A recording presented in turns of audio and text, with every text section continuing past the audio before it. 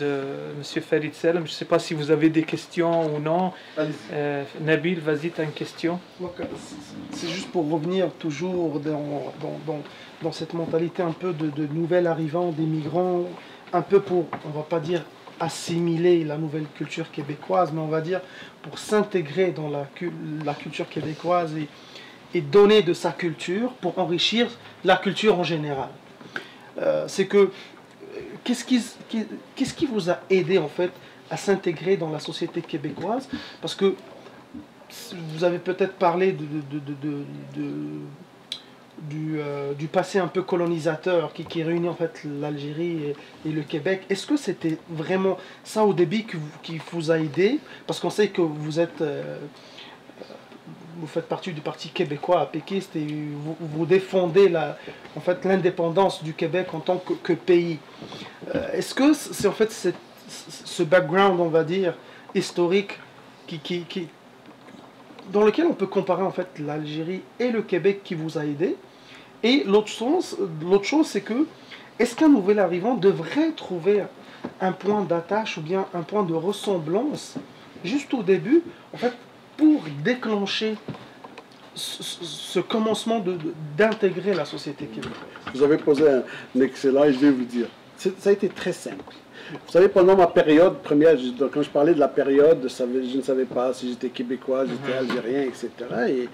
Et j'avais pris un scénario, j'avais travaillé très fort, j'avais fait un peu d'économie. J'ai dit, ben, en 94, je retourne en Algérie et je m'installer, c'est tout, parce que je n'arrive pas, je n'arrivais pas à mettre des repères, etc. Parce que c'est pas aussi facile. Ben, en arrivant en Algérie, c'est bête de le dire, hein. Alors j'arrive, j'ai mon quartier, comme tout le monde habite dans un quartier, donc on invite dans un petit café du quartier, je me rappelle de ce jour-là, ils ne le savent pas, hein, mais je me rappelle comme aujourd'hui, donc c'était un vendredi avant le slat, avant que tout le monde part prier, donc on s'assoit, comment ça va Farid, ça va bien, j'ai envie de vous poser une question, est-ce que vous pouvez m'aider? Voilà, j'ai un peu d'argent, je retourne dans le quartier, je vais ouvrir une petite boutique et je reste ici, il y a du beau soleil avec ce qu'on peut gagner. Ben, c'est là-bas où j'ai reçu ma plus belle leçon. Les gens, ils me regardent, ils me disent, je vous le dis, hein, ils me disent Farid, regarde, ici tu n'as plus ta place parce que ça fait 3 ans. Il dit regarde, c'est simple, hein. Il m'invite, il me dit, il appelle un jeune. Ça pousse les jeunes chez nous. Hein. Oui. Il dit, est-ce que tu connais celui-là? Non. Est-ce que tu connais les Salem? Bon, il se rappelle de mon frère parce qu'il était plus jeune. Ouais, Salem, oui, de l'Angleterre. Il dit, on ne te reconnaît même plus. Tu n'as plus ta place ici. Écoute, ils me l'ont dit, hein. C'est des gens quand même qui étaient... Il me dit, en termes arabes, algériens, Rabbi habbak, dak lil jannah. انت جاي تزاحم فينا في الشر تاعنا روح على روحك.